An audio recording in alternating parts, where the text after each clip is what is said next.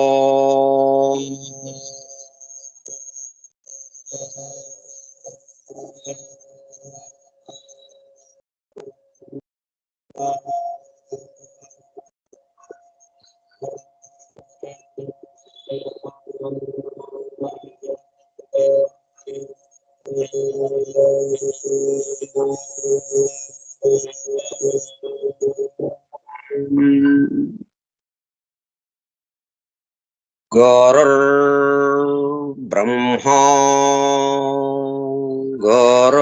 గురుర్విష్ణుః గురుర్దేవో మహేశ్వరః గురుః సాక్షాత్ పరం బ్రహ్మ తస్మై శ్రీ గురవే నమః.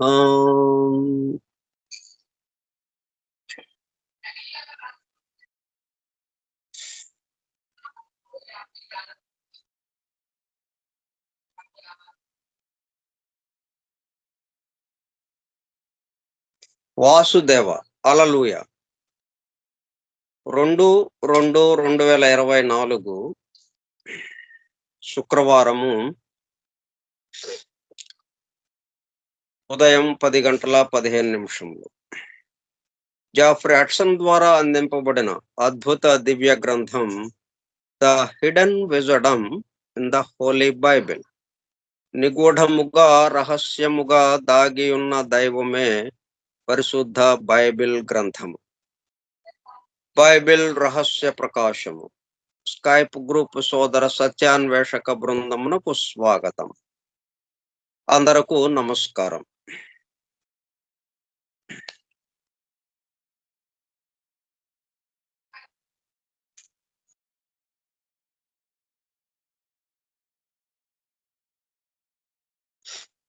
మనం జీసస్ ద క్రైస్ట్, యేసుక్రీస్తు సామాన్య జనులకి బోధించిన విధానం అంతా మన ఎదురుగా ఉంది. పవిత్ర గ్రంథాల్లో అనేక చోట్ల మనకి మన చుట్టూ ఉన్న పరిసరాల్లో కానీ మొత్తం మీద ఆయన మామూలుగా సామాన్య జనానికి ఉపదేశించిన బోధలన్నీ కూడా ఇవి ఉన్నాయి. కానీ ఆయన ఏం చెప్పారు, శిష్యులకి ఇంకొక రకంగా ఇది ఉపమాన రీతిలో దృష్టాంతముగా రూపకాలంకారముగా ఇట్లా బోధించారు వీళ్ళకి. శిష్యుల దగ్గరకు వచ్చినప్పుడు కల్లా దాంట్లో ఉన్న రహస్యం, ఇట్లా ఫలానా విషయం ఉంది దీంట్లో అని శిష్యులకి వివరించారు. ఇప్పుడు మనం సామాన్య జనులకి ఉపదేశించింది ఏదైతే ఉందో దాంట్లో నుంచి మళ్ళీ శిష్యులకి విడిగా ఏమీ బోధించలేదు.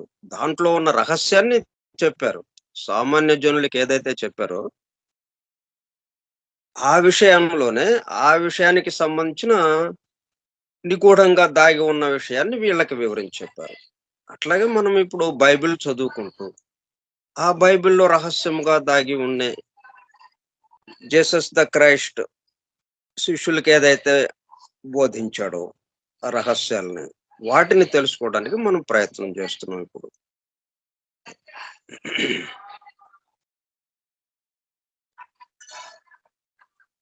పవిత్ర గ్రంథంలో బాహ్యంగా, అలాగే పవిత్ర గ్రంథం అనేది బాహ్యంగా మనకి తెలిసేది ఏదైతే ఉందో వాటి దగ్గర ఆగిపోకుండా దాని లోతుల్లోకి వెళ్ళటానికి ప్రయత్నం చేస్తున్నాం. దానికి ఆధారమైంది అక్కడే ఉంది. ఆ ఆధారమే ఈ రూపం తీసుకుంది అన్న విషయానికి మనము రావడానికి మనం ప్రయత్నం చేస్తున్నాం ఇప్పుడు. మనం మామూలుగా ఉన్నదున్నట్టు చదువుకుంటూ వెళ్ళిపోతే ఇదంతా ఏమి అక్కర్లేదు మనం. ఇట్లా ప్రత్యేకంగా చెప్పుకోవాల్సిన అవసరం రాదు. ఆయన కూడా శిష్యులకి చెప్పాల్సిన అవసరం కూడా ఏం లేదు. సామాన్య జనులకి చెప్పినట్టే శిష్యులకి ఏకకాలంలో అదే సమయంలో శిష్యులు కూడా పక్కనే ఉంటారు కాబట్టి, వాళ్ళు కూడా వింటున్నారు కాబట్టి ఇంక ప్రత్యేకంగా చెప్పే పనేం లేదు. ప్రత్యేకంగా చెప్పారు శిష్యులకి. అంటే దాంట్లో నిగూఢంగా ఏదో దాగి ఉన్నది. అన్నీ మనం అనుభూతి తెచ్చుకోవడానికి ప్రయత్నం చేస్తున్నాం.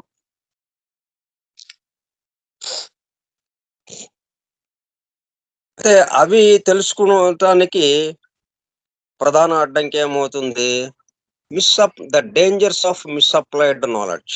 అది గనక మనకి విషయం తెలిస్తే మనలో అతీంద్రియ శక్తులు, అష్టసిద్ధులు, మ్యాజిక్ పవర్స్ మేల్కోవటానికి అవకాశం ఉంది. అవి మేల్కాంచినప్పుడు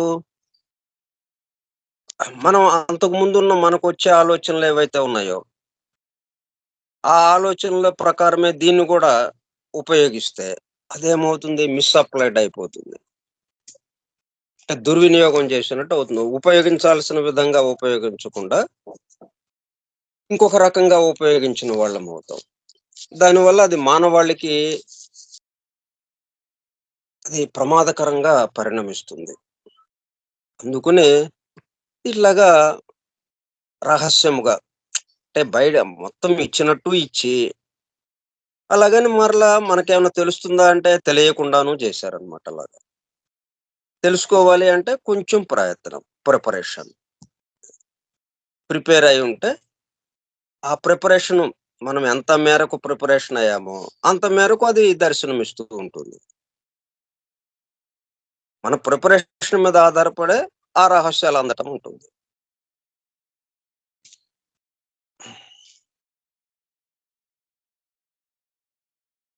నిన్న ఎక్కడున్నామంటే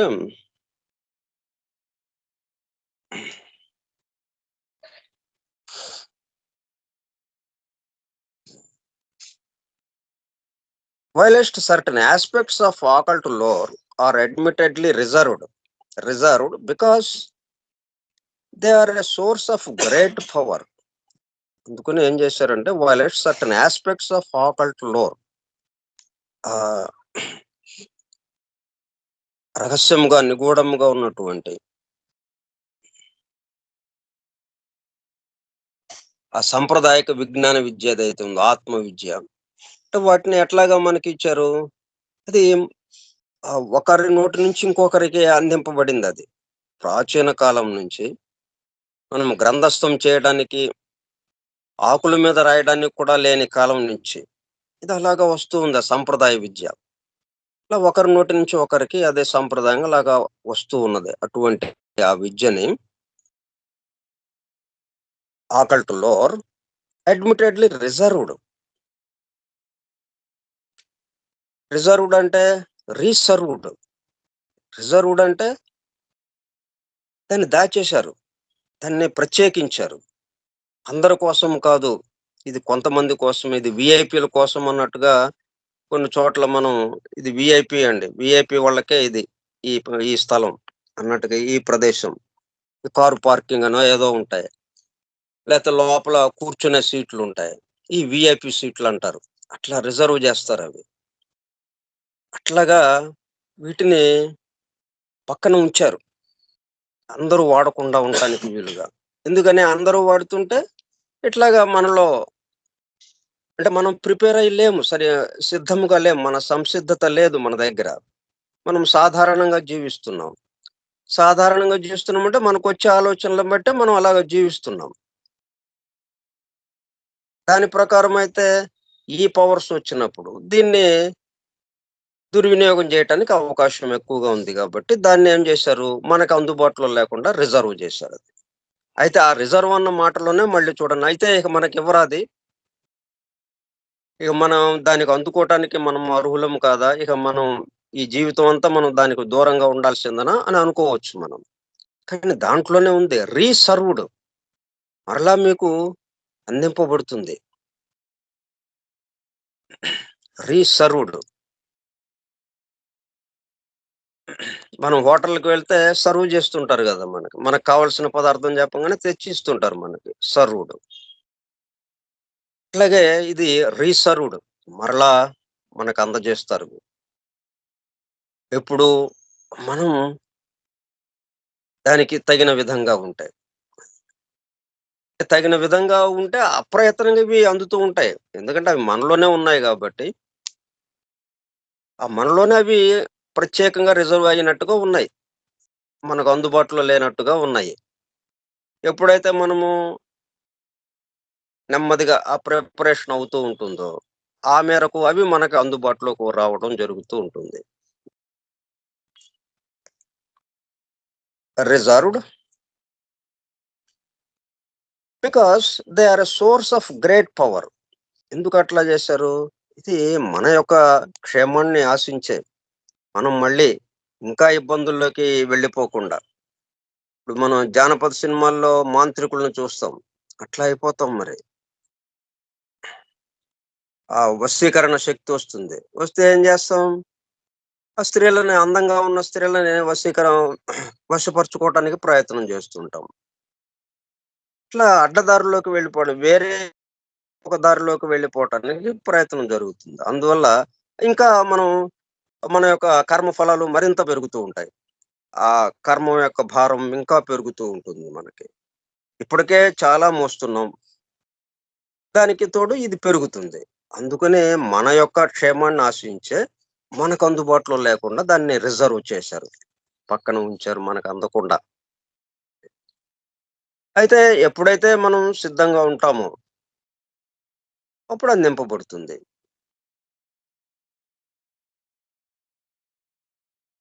source of great power which could be harmfully employed. The majority of men remain uninformed because uninformed, వాళ్ళకి అందుబాటులో లేకుండా, తెలియజేయకుండా ఉంచారలాగ. ఎందుకని? Because they have neither seriously sought spiritual understanding. ఈ ఆధ్యాత్మిక విషయాల పట్ల ఆసక్తిగా చూపించడం గాని, దాన్ని తెలుసుకోవాలనే ప్రయత్నం చేయటం కానీ, ఇట్లా ఏమి లేకుండా ఉండడం వల్ల, పూర్తిగా భౌతిక జీవితం మీదే వాళ్ళ యొక్క దృష్టి ఉండడం వల్ల, not proved ready to undergo the training necessary for it's attainment.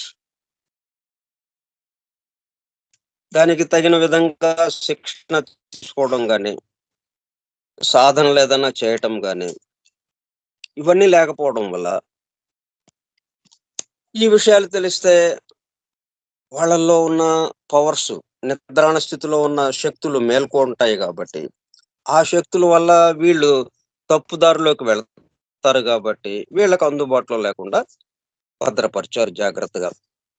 అట్లాగని మరి ఎదురుగా లేవా? మనకు ఎదురుగానే ఉన్నాయి. పవిత్ర గ్రంథంలో ఆ విషయాలే ఉన్నాయి. ఏ పవిత్ర గ్రంథం తీసుకున్నా, ఏ సంప్రదాయానికి సంబంధించిందైనా, ఏ మతానికి సంబంధించిందైనా, వాటి నిండా ఉన్న విషయాలన్నీ సృష్టికి సంబంధించిన రహస్యాలే. కానీ అందినట్టుగా లేవు మనకి.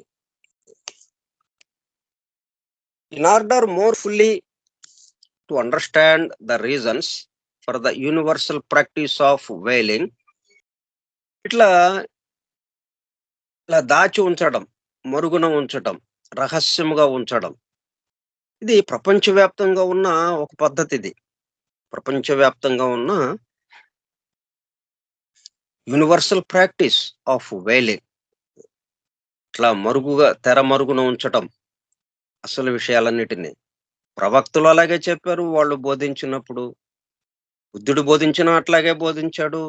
క్రీస్తు బోధించినా అలాగే బోధించాడు. ఇట్లా ఎవ్వరొచ్చినా గాని మరుగున ఉంచి నేరుగా మనకి అందించడం అనేది, ఆ రహస్యాల్ని విప్పి చెప్పడం అనేది ఎక్కడా జరగలేదు. సర్టెన్ ఐడియాస్ ఇన్ ఎలిగరీ అయితే ఎట్లా చేశారు అవన్నీ మరి? అట్లాగని ఎక్కడ దాయలేదు. వాళ్ళకి ఏదైతే అందిందో, వాళ్ళు ఏదైతే దర్శించారో మొత్తాన్ని ఉన్నదున్నట్టుగా ఇచ్చారు. ఎట్లా ఇచ్చారు? In allegory and symbol. రూపకాలంకారంగా, దృష్టాంతముగా, ఉపమాన రీతిలో. అంటే ఇంకొక కథ ఏదో జెప్తారు. ఆ కథలో మనం ఈ చిన్న పిల్లోడికి కథ జెప్తే నిద్రపోయినట్టుగా, ఆ కథ విని ఓహ్! అలాగా భలే ఉంది కథ అని ఆ కథ వింటాం, పడుకుంటాం. కానీ ఆ కథలోనే ఉంది మొత్తం రహస్యం. ఇట్లా పొడుపు కథలుగా ఇచ్చారనమాట. ఎలిగరీ అండ్ సింబల్. చిహ్నాలుగా, గుర్తులుగా. ఒక విషయాన్ని చెప్పడానికి ఇంకొక దానికి సంబంధించి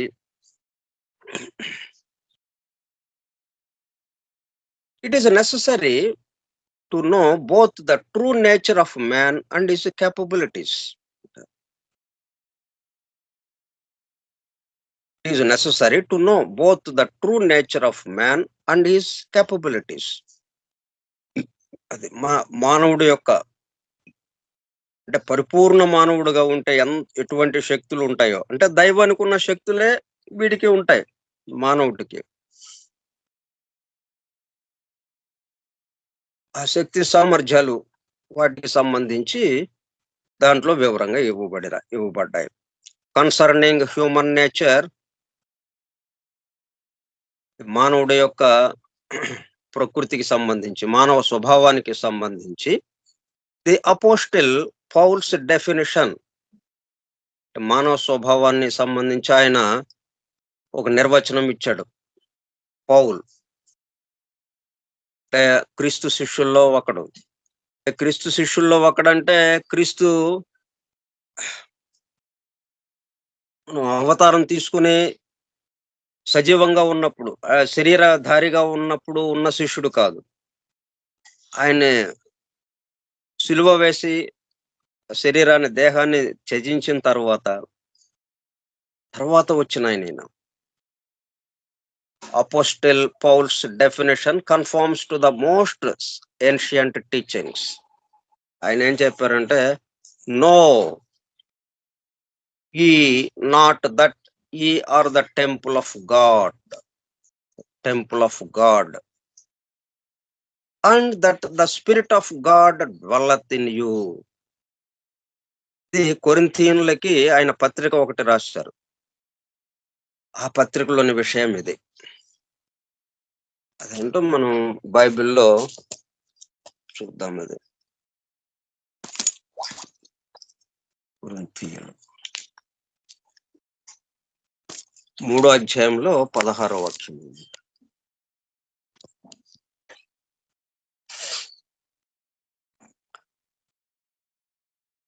మీరు దేవుని ఆలయమై ఉన్నారనియు,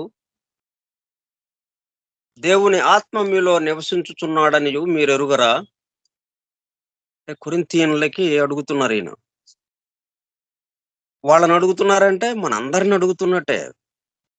దీన్ని ఎవరైతే చదువుతారో ఆ చదివే ప్రతివాడిని అడుగుతున్నట్టే. మీరు దేవుని ఆలయమై ఉన్నారనియు, you are the temple of God. దేవుని ఆత్మ అంటే టెంపుల్ అనేటప్పుడు గల టెంపుల్ ఏముంటుంది? గర్భాలయంలో మొత్తానికి సంబంధించిన వాడు ఎవరున్నారు? ఆయనకి సంబంధించిన విగ్రహం ఒకటి ఉంటుంది మనకి. దేవుని ఆత్మ మీలో నివసించుచున్నాడనియు మీరెరుగరా?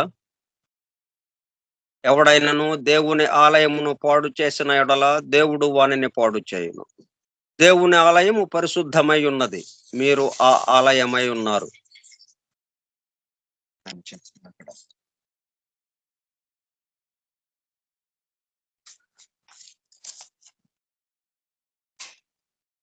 And ye are the temple of the living God.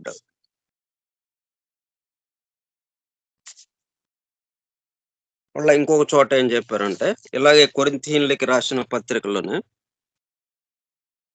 A are the temple of the living God. 2:6-16.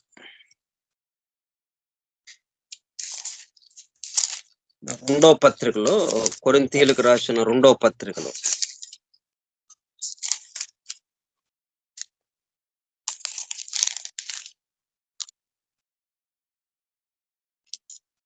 ఆరో అధ్యాయం 16వ వాక్యం, 16వ వచనం.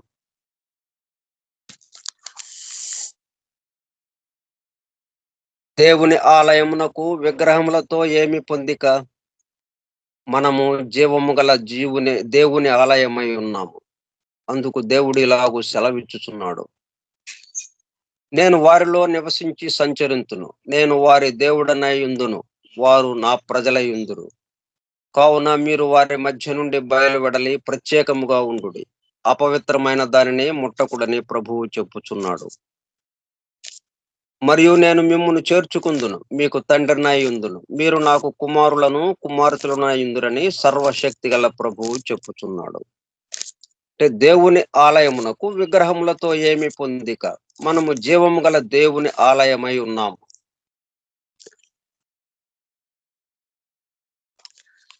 అలాగే the living God, the pure spirit in man is not a separate individuality. మనకి నీరు మంచుగడ్డ కట్టుకుంది. ఇప్పుడు నీరు ప్రత్యేకంగా ఒక చోట ఉందా? మంచుగడ్డలో మంచుగడ్డ మొత్తం వ్యాపించి ఉందా నీరు? అట్లాగే ఆత్మ ఒక చోట ఉంటుందా? మొత్తం వ్యాపించి ఉంటుంది. వ్యాపించి ఉండకపోతే ఇదంతా నిలబడటానికి ఆధారం ఎక్కడ ఉంటుంది? ఇక్కడ the living God, the pure spirit in man is not a separate individuality but a ray of the one infinite ocean of light. మరి ఉన్నది ఒకటే ఆత్మ కాబట్టి, మనందరిలోనూ ఆయన ఉన్నాడు అని అంటున్నాం కాబట్టి, ఇప్పుడు మనందరము వేరువేరుగా ఉంటామా? ఆయన యొక్క కిరణాలు, సూర్య కిరణాలు ఎలాగైతే నలుదశల మొత్తం అన్ని దశలకి ప్రసారం అవుతూ ఉంటుందో, ఏదో ఒకవైపుకే కాదు కదా, 4 వైపులా మొత్తం నలుదశల అది ప్రసరిస్తూ ఉంటుంది ఆ సూర్యకిరణాలు. అట్లాగే మనందరం కూడా, ఇంతమంది ఉన్నా కానీ ఒకే ఆత్మ ఇన్నిగా మారింది. ఒకే నీరు వందల మంచుగడ్డలు కట్టుకున్నట్టుగా. Ray of the one infinite ocean of light. ఆ కాంతి ఏదైతే ఉందో, వెలుగు అనే సముద్రం ఏదైతే ఉందో, అనంతమైనటువంటి సముద్రముగా ఉన్న ఆ వెలుగు యొక్క ఒక కిరణం. అందువల్ల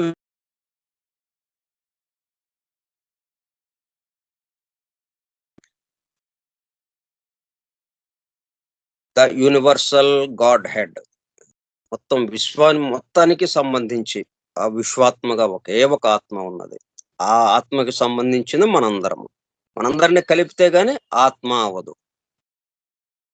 కాబట్టి ఎవరి వాళ్ళని విడివిడిగా తీసేస్తే మరి అది కొద్దిగా అయిపోతుంది, పరిపూర్ణం అవ్వదు, అది సగం సగంగా అవుతుంది. అది అట్లాగా కాదు. కాబట్టి యూనివర్సల్ గాడ్ హెడ్, మొత్తం విశ్వాత్మకి సంబంధించి మనందరము, ఇక్కడున్న సమస్త జీవులు, this knowledge places great power. ఇప్పుడు ఏంటవుతుంది? మనం ఈ సమస్త విశ్వంతో అనుసంధానం అవుతున్నాం. మనం సమస్త విశ్వంతో అనుసంధానం అయ్యేటప్పుడు కల్లా, ఇప్పుడు ఇనుప ముక్క అయస్కాంతంతో కలిసేటప్పుడు కల్లా తను అయస్కాంతంగా మారుతుంది. అయస్కాంతంగా మారేటప్పుడు కల్లా అద్భుతమైన శక్తులు వస్తాయి. అయస్కాంతంకు ఉన్న శక్తి మామూలు ఇనుప ముక్కకున్న శక్తికి ఎంత తేడా ఉంది? మరి ఇనుప ముక్క అయస్కాంతానికి దగ్గరగా అవ్వగానే అయస్కాంతంగా మారిపోతుంది. ఇప్పుడు అక్కడేమవుతుంది? దిస్ నాలెడ్జ్, అంటే విశ్వాత్మ, ఒక్కటే ఆత్మ ఉంది, అన్న విషయం మనకి ఎరుకయి మనం అనుభూతి చెందేటప్పుడు కల్లా ఒకే ఆత్మ ఇక్కడ ఉన్నాం. ఇంక ఇక్కడ మళ్ళీ రాఘవరావు ఆత్మ అనేది లేదు ఇక. ఇంకొకళ్ళ ఆత్మ అని కాదు. ఉన్నది ఒకే ఒక ఆత్మ, విశ్వాత్మ. మొత్తంలో పరివ్యాప్తమవుతాం. అప్పుడేమవుతుంది? మన దేహం మనలో ఉన్నటువంటి సమస్త శక్తులు నిద్రాణ స్థితిలో ఉన్నాయి ఇప్పటి వరకు. అవి ఒక్కసారిగా మేల్కోవటం జరుగుతుంది. The knowledge places great power within reach of its possessor. అంటే మనం ఈ దేహానికి పరిమితంగా లేము ఇప్పుడిక. మొత్తం కలిపి ఒక దేహంగా మనం భావిస్తున్నాం. ఈ విశ్వం మొత్తం విశ్వపురుషుడు. విశ్వపురుషుడిలో భాగంగా ఉన్నాం ఇప్పుడు మనం. ఇప్పుడు వరకు మనము ఈ చోట్లో ఉన్నప్పటికీ, ఈ చోటులో భాగంగా ఉన్నప్పటికీ, మనం వేరుగా ఉన్నామని మన ఈ దేహం వరకే నేనని, నేను అంటే ఈ దేహం వరకే అని మనం అనుకుంటూ భావిస్తూ వస్తున్నాం. ఇప్పుడేమైంది? ఇప్పుడు ఇవన్నీ విషయాలు తెలిసేటప్పటికల్లా విశ్వాత్మ ఒకటే ఒక ఆత్మ ఉన్నది. ఆ ఆత్మకి సంబంధించిందే ఇవన్నీ. ఆ విశ్వాత్మ యొక్క కిరణాలే మనందరము. అంటే ఒక కొసన విశ్వాత్మ ఉంటే, ఇంకో కొసన కోటాను కోట్ల ఆత్మలు ఉన్నట్టుగా మనకి భావన కలుగుతుంది. కాబట్టి ఇవన్నీ ఏంటన్నమాట, ఆ విశ్వాత్మలో భాగమే గాని, విడిగా లేము మనం. అందుకే ఈ చోటులోనే తిరుగుతున్నాం. మనందరం ఎక్కడ తిరుగుతున్నాం? ఈ చోటులోనే ఉన్నాము.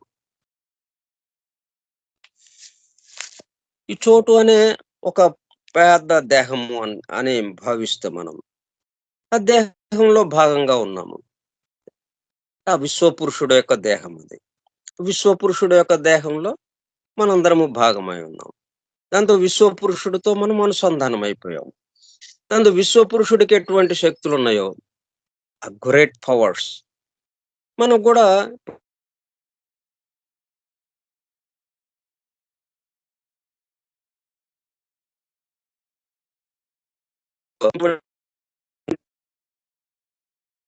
అట్లాగా great power within reach of its possessor మనకు అందుబాటులోకి వస్తాయి ఇక ఈ అద్భుతమైన శక్తులు.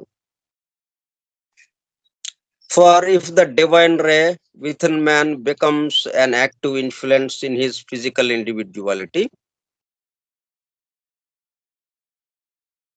divine ray ఆత్మ విశ్వాత్మకి సంబంధించినటువంటి ఆ కిరణానికి సంబంధించిన వాళ్ళం మనము అనేటప్పుడు కల్లా an active influence in his physical individuality, అదెంతో ప్రభావం చూపిస్తుంది అతని యొక్క వ్యక్తిత్వం మీద. It ఎండోస్ him with God like powers. ఇది జనసిస్సులో మనకి అంటే అవి విశ్వాత్మ అనేటప్పుడు కల్లా విశ్వాత్మకి ఏదైతే ఇప్పుడు ఇనుప ముక్క అయస్కాంతమైంది, అప్పుడు ఇనుప ముక్క లక్షణాలు ఉండవు కదా దాని దగ్గర. ఏ లక్షణాలు ఉంటాయి? అయస్కాంతం లక్షణాలు ఉంటాయి. అయితే అంతకు ముందు ఇనుప ముక్కలో లేవా అవి? అవి నిద్రాణ స్థితిలో ఉన్నాయి. వాటిని ఈ అయస్కాంతం ఏం చేసింది? సర్దింది. ఆ అణువుల యొక్క అమరిక మారేటప్పుడు కల్లా అంటే తన దగ్గరకు వస్తే తనలాగా మారుస్తుంది ఈ అయస్కాంతం. దానికి ఇంకా వేరే పని లేదు అది. తనలాగా తను ఎట్లాగైతే ఆ అణువుల యొక్క అమరిక కూర్పు ఉందో, ఆ అమరిక కూర్పు వల్ల ఎట్లాగైతే అయస్కాంత శక్తి తనలో మేల్కాంచిందో, తన దగ్గరకు వచ్చిన ఇనుప ముక్కను కూడా అట్లా అణువుల యొక్క మార్పును చేసి అమరికని మార్చి, అంతకుముందు అణువులు ఎట్లాగున్నాయి? వేరే ఇంకొక రకంగా సర్దున్నాయి. అందువల్ల అది ఇనుప ముక్కగా ఉంది. ఆ అణువుల్ని సర్దేటప్పుడు కల్లా అయస్కాంతం అయిపోయింది అది. అయస్కాంతం అద్భుత శక్తులన్నీ దీనికి వచ్చేసినాయి ఇనుప ముక్కకి. అట్లాగే మనం ఈ విశ్వాత్మకి సంబంధించిన వాళ్ళం మనం. విశ్వ పురుషుడి యొక్క సంబంధించిన వాళ్ళం. విశ్వ పురుషుడిలో భాగము మనము. ఒకే ఒక ఆత్మకి సంబంధించిన వాళ్ళం మనందరము.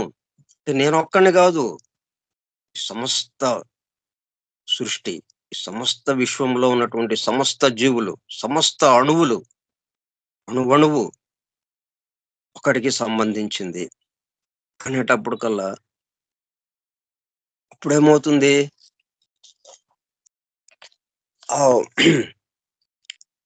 గాడ్ లైక్ పవర్స్, అవి మనలో మేల్కోవటం జరుగుతుంది. ఎందుకంటే మరి సర్దుబాటు అయింది. అణువుల యొక్క సర్దుబాటు. ఇప్పుడు ఇనుప ముక్కని ఎందుకన్నాము? అణువులు ఒక పద్ధతిలో అమర్చబడి ఉండడం వల్ల అవి ఇనుప ముక్క అన్నాం. మళ్ళీ అయస్కాంతం అని ఎందుకన్నాం? ఆహ్, అమ ఆ అణువుల యొక్క అమరిక కొంచెం అటు ఇటు సర్దేటప్పటికల్లా అవే అణువులు. కొత్త అణువులేం తేలేదు. సర్దుబాటు చేసేటప్పటికల్లా అయస్కాంతం అయిపోయింది. అయస్కాంత లక్షణాలొచ్చేసినాయి దానికి. అయస్కాంతం యొక్క శక్తులన్నీ దానికొచ్చేసినాయి ఇనుప ముక్కకి. ఇప్పుడు ఇనుప ముక్క కాదది. అయస్కాంతం. ఇప్పుడు మామూలు మానవుడం కాదు. నేను రాఘవరావుని కాదు. విశ్వపురుషుడు, దైవము, విశ్వాత్మ.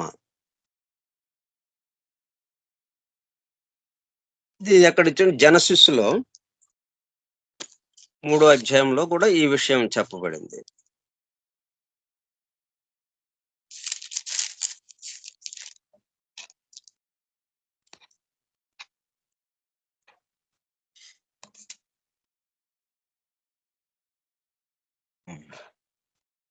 ఇక్కడ ఈ జెనసిస్‌లో మూడో ఇదేంటంటే, సాతానుకును ఆ సర్పం దానికి, ఆదాముకి ఉన్న సంభాషణ జరుగుతూ ఉంటుంది.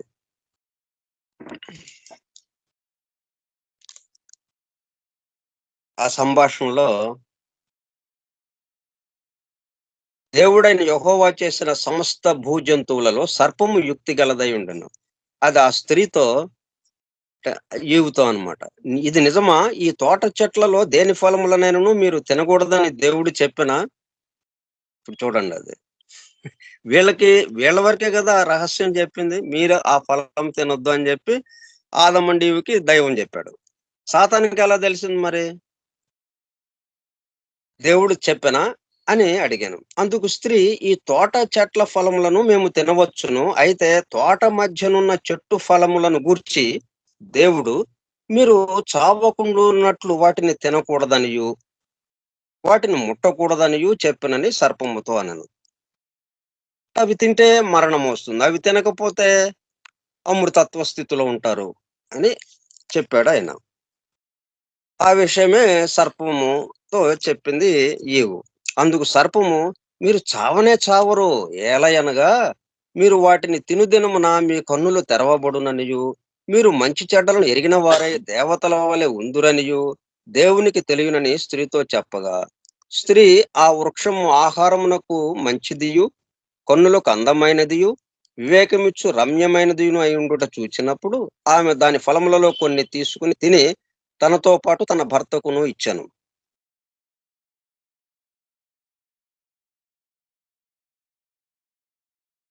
అతడు కూడా తినెను. అప్పుడు వారిద్దరి కన్నులు తెరవబడెను.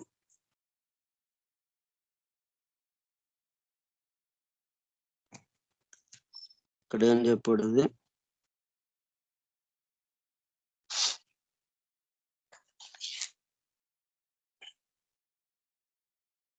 ఈ జీఎన్ అంటే జెనసిస్సే కదా! 3:5లో అక్కడ చెప్పిన దానికి ఇది సరిపోతా ఉందా?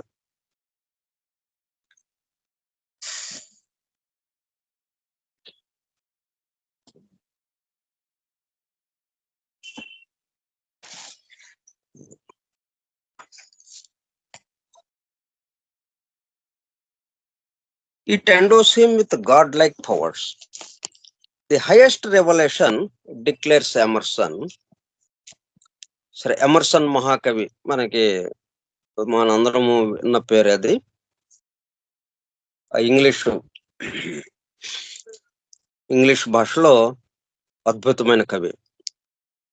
అంటే ఆధ్యాత్మిక విషయాలన్నిటిని ఒక చక్కటి కవిత్వంలో అందించాడు మనకి ఎమర్సన్.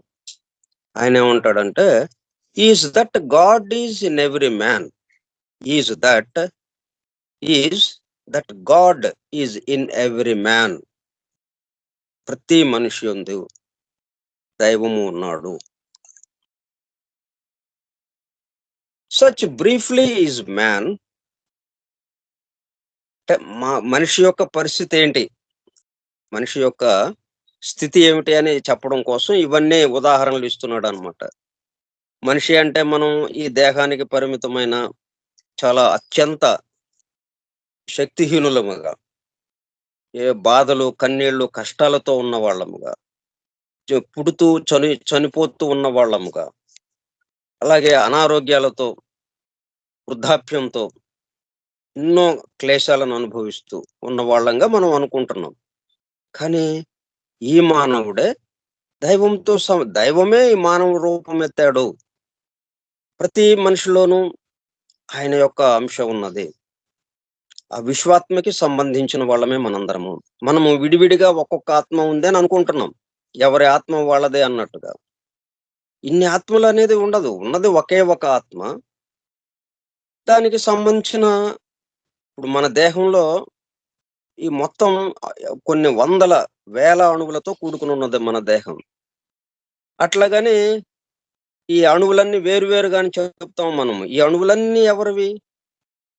ఈ దేహం ఎవరిదో వాడిది. ఈ దేహం ఎవరిది అని అనుకుంటున్నామో, వాడికి సంబంధించింది దేహంలో ఉన్న సమస్తము. అట్లాగే ఈ సృష్టి మొత్తం ఉన్నటువంటిది ఎవరిది? ఈ సృష్టించిన వాడికి సంబంధించింది. అట్లాగా మనం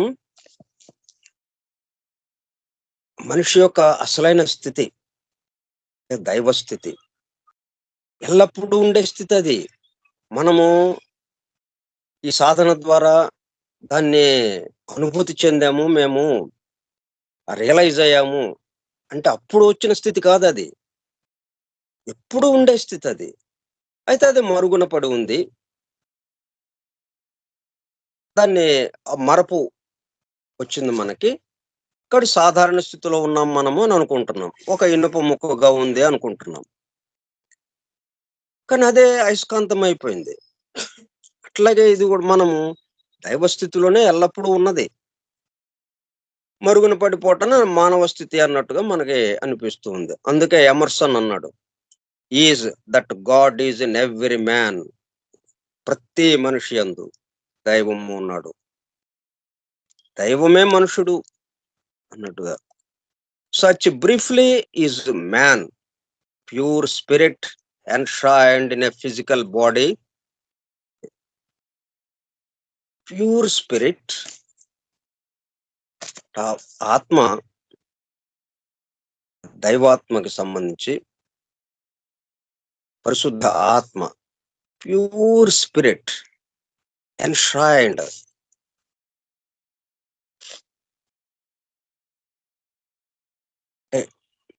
పదిలపరచబడింది. ఎక్కడ? ఇన్ ఏ ఫిజికల్ బాడీ, భౌతిక దేహంలో ఒక బీరువాలో దాచినట్టు అన్నట్టుగా. సరే అట్లాగా అంటే బీరువా వేరు, బీరువాలో ఉన్న ఆత్మ వేరు అని కాదు. ఈ ఆత్మే బీరువా బీరువా కూడా ఉంది. ఈ దేనిలో అయితే భద్రపరచబడిందో ఆ దేహం కూడా దానికి సంబంధించిందే.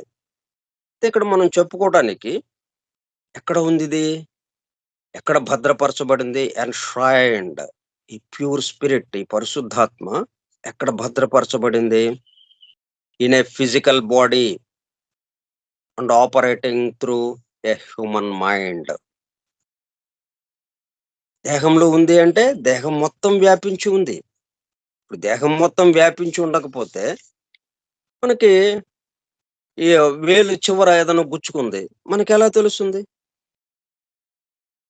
ఈ దేహం మధ్యలోనే కాకుండా చివర్లో కూడా మన తల మీద ఉన్న వెంట్రుకలు అది చివరగా ఉంది. తల నుంచి దాటి పై విడిగా ఉంది అది. ఆ వెంట్రుక ఏదైనా దెబ్బ తగిలినా గానీ దానికి సంబంధించి మనకి ఆ బాధ తెలుస్తుంది. అంటే మొత్తం వ్యాపించి ఉండబట్టే కదా. Enshrined in a physical body, భద్రపరచబడి ఉంది ఈ భౌతిక దేహంలో. ఇట్లాగా మొత్తం వ్యాపించి ఉంది అది. Operating through a human mind. అది పనిచేస్తుంటేనే దాని యొక్క శక్తితో మనం అందరము నడుస్తూ ఉన్నాము. అది చూపిస్తుంటే మనం చూస్తూ ఉన్నాం. అది వినిపిస్తుంటే మనం వింటూ ఉన్నాము. ఈ పంచేంద్రియాలు ఎలాగ పనిచేస్తున్నాయి? అది చేపిస్తుంటే వాటి శక్తుల్ని మళ్ళీ మనకెలాగో తెలుస్తుంది? మనకి తెలియజెప్పే దీనిగా కూడా ఆయన ఉన్నాడు. అదే ఆయన మనకి తెలియ చెప్తూ ఆ విధంగా మనం మొత్తం దేహమంతా నిండి ఉన్నాడు. The first man is of the ఎర్తీ. The second man is the Lord from haven. Behold I show you A mystery. దీనికి సంబంధించి the first man is of the earth. అంటే భూమికి మట్టికి సంబంధించిన వాడు. మొట్టమొదటి మానవుడు ఎవరు? అంటే మట్టి నుంచి కదా సృజించింది. ఆదంని ఎక్కడి నుంచి సృజించాడు? ముందేం చేశాడు? భూమి ఆకాశములను సృజించను కదా. ఆ భూమి నుంచి, ఆ భూమి యొక్క మట్టి నుంచి మానవుడిని సృష్టించాడు. కాబట్టి ఫస్ట్ మ్యాన్ ఎవరు? Of the earth. అంటే పూర్తిగా స్థూలానికి సంబంధించింది. అంటే పదార్థానికి సంబంధించింది. అంటే ఘన పదార్థానికి సోలిడిఫై అయిపోయింది అన్నది ఏదైతే ఉంది. Earthy. The second man is the Lord from heaven. అప్పుడు ఆకాశం. అందుకే అందుకే మొట్టమొదటి వాక్యం ఏంటి? భూమి ఆకాశములను సృజించాను అని చెప్పాడు. అందుకని first man is of the earth. The second man is the Lord from haven. ఆ స్వర్గం నుంచి, ఆకాశం నుంచి వచ్చిన దైవము, వచ్చిన ప్రభువు. The second man is the Lord from haven. Behold.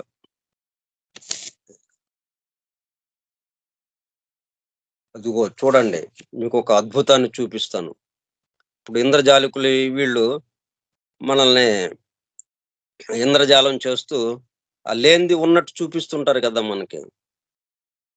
ఆ కాగితంలో ఏదో చుడతారు. కాగితంలో చుట్టిన తర్వాత అది కాగితంలో ఉంది కదా అనుకుంటాం మనం. చుట్టి ఉంది కదా ఒక వస్తువు, ఏదో ఒక చిన్న వస్తువు ఆ కాగితంలో చుట్టేశారు. కాగితాన్ని, ఆ వస్తువుని విడివిడిగా చూపించాడు ఇంద్రజాలికుడు. బాగుంది, 2 వస్తువులు అక్కడ ఉన్నాయనుకున్నాం. దాన్నేం చేశాడు? ఆ చిన్న వస్తువుని తీసుకుని ఆ పెద్ద పేపర్‌లో చుట్టేశాడు. చుట్టేసి అటు ఇటు చేతుల్లో తిప్పాడు. మళ్ళీ పేపర్ విడదీశాడు. అరె! వస్తువు లేదక్కడ, చిన్న వస్తువు. ఏమైంది? Behold I show you a mystery. మీకొక రహస్యాన్ని చూపిస్తాను చూడండి అని అంటుంటాడు. అట్లాగా ఎక్కడ చెప్పాడిది? ఫస్ట్ కొరింథియన్‌లో, ఆ మొదటి కొరింథియన్‌లకి రాసిన మొదటి పత్రికలో పౌలు చెప్పాడు ఈ మాట. Behold I show you a mystery. అదేంటో చూద్దాం మిస్టరీ. ఇది 15. First Corinthian 15.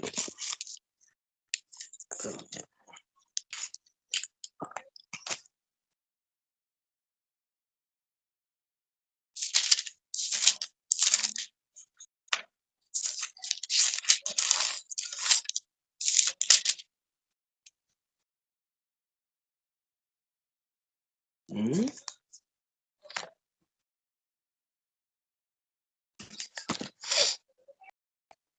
47వ వాక్యం నుంచి.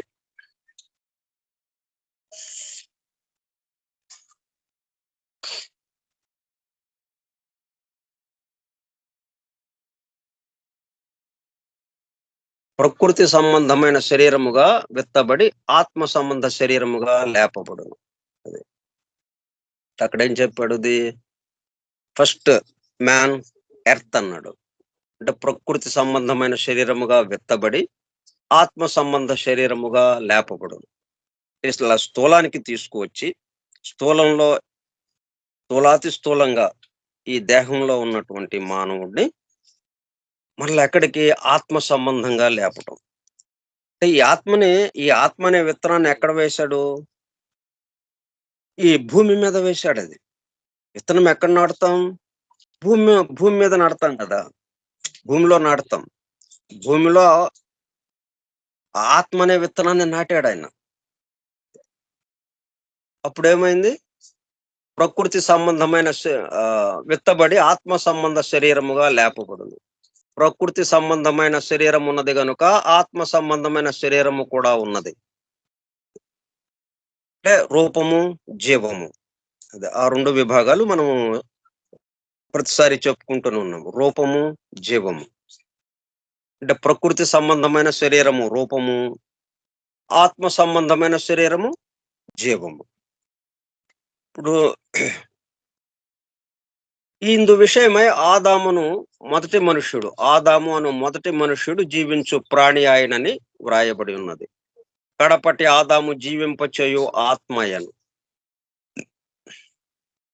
ఆత్మ సంబంధమైనది మొదట కలిగినది కాదు. ప్రకృతి సంబంధమైనదే మొదట కలిగినది. అంటే మనం ఇటువైపు నుంచి చూస్తున్నప్పుడు సృష్టి యొక్క వ్యక్త రూపం, చిట్ట చివరి స్థితిని చూస్తుంటే ఇక్కడి నుంచి చెప్తున్నారు ఇక్కడ మనకిది. మనం ప్రారంభం నుంచి చూస్తే ముందు ఆత్మ ఉన్నది. ఆత్మ తర్వాత ఆత్మకి ఉపాధిగా బుద్ధి ఉన్నది. ఈ ఆత్మ, బుద్ధి కలిసి మనస్సు ఇంకా కిందకి దిగింది. అట్లా కిందకి దిగుతూ ఆ సూక్ష్మం నుంచి స్థూలానికొచ్చింది అట్లా చూసినప్పుడు. ఇప్పుడు ఇట్లా చూస్తుంటే స్థూలం నుంచి సూక్ష్మానికి. అందువల్ల బైబిల్ ఏ పద్ధతిలో ఇచ్చారు మనకి? స్థూలము నుంచి సూక్ష్మానికి. ఇక్కడ కూడా అదే. మొట్టమొదటి వాక్యం కూడా అలాగే. భూమి, ఆకాశములను సృజించెను. ఇట్లా ఇక్కడ ఏమంటున్నాడు? మొదటి మనుష్యుడు జీవించు ప్రాణి ఆయనని వ్రాయబడి ఉన్నది. కడపటి ఆదాము జీవింపచేయు ఆత్మ ఆయన. ఆత్మ సంబంధమైనది మొదట కలిగినది కాదు. ప్రకృతి సంబంధమైనదే మొదట కలిగినది. ఇటువైపును చూసినప్పుడు మనకి రూపం వచ్చింది. రూపం వచ్చాక ఆ రూపంలోకి జీవం వచ్చింది. ఆత్మ ప్రవేశించింది అన్నట్టుగా. తరువాత ఆత్మ సంబంధమైనది. మొదటి మనుష్యుడు భూ సంబంధి అయి మంటి నుండి పుట్టినవాడు. రెండవ మనుష్యుడు పరలోకము నుండి వచ్చినవాడు. జీవాత్మ. ఆత్మ, బుద్ధి, మనస్సు ఆ మూడిటితో కలిసి ఆ తురియాత్మ జీవాత్మగా మారి ఈ దీంట్లోకి ఇది భూ సంబంధి అయిన శరీరంలోకి దిగి వచ్చాడు. మొదటి మనుష్యుడు భూ సంబంధి అయి మంటి నుండి పుట్టినవాడు. వీడు దేహాత్మ. రెండవ మనుష్యుడు పరలోకము నుండి వచ్చినవాడు, జీవాత్మ. మంటి నుండి పుట్టినవాడు ఎట్టివాడో మంటి నుండి పుట్టిన వారును అట్టివారే.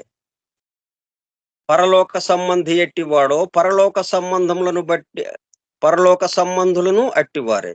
మరియు మనము మంటి నుండి పుట్టిన వాని పోలికను ధరించిన ప్రకారము పరలోక సంబంధి పోలికయు ధరింతుము. సహోదరులారా, నేను చెప్పునది ఏమనగా, రక్త మాంసములు దేవుని రాజ్యమును స్వతంత్రించుకొననేరవు. ఈ భౌతిక దేహం అక్షయతను స్వతంత్రించుకొనదు. ఇదిగో మీకు ఒక మర్మము తెలుపుచున్నాను. మనమందరము నిద్రించము, కానీ నిమిషంలో ఒక రెప్పపాటున కడబూర మ్రోగగానే మనమందరము మార్పు పొందుదము. బూర మ్రోగును, అప్పుడు మృతులు అక్షయులుగా లేపబడుదురు, మనము మార్పు పొందుదము. ఇట్లాగా చెప్పుకుంటూ వచ్చారు.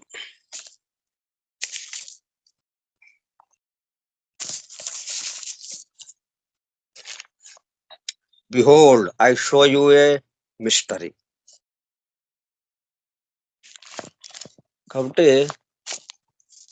మృతులుగా ఉన్న వాళ్ళము అమృతత్వంలోకి వెళ్ళిపోతాం. అది mystery. I show you A mystery. మనము చనిపోయే వాళ్ళము కాదు కాబట్టి జన్మించే వాళ్ళము కాదు. చనిపోతేనే కదా మరణించడం, మరణిస్తే జన్మించడం. కాబట్టి జనన మరణాలు లేని అమృతత్వ స్థితికి చెందిన వాళ్ళము, ఆత్మ సంబంధులం మనం.